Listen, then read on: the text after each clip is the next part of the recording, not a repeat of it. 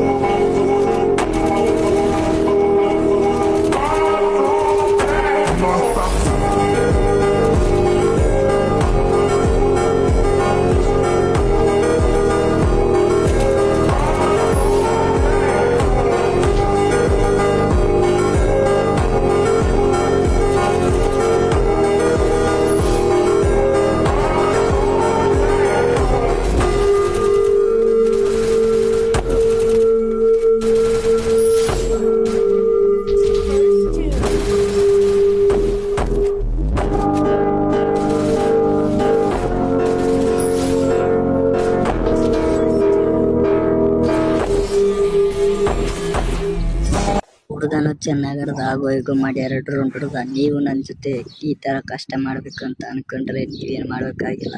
ನನ್ನ ಅಕೌಂಟ್ಗೆ 1 ಅಂತ ಕಮೆಂಟ್ ಮಾಡಿ. ಓಕೆ ಬಾಯ್.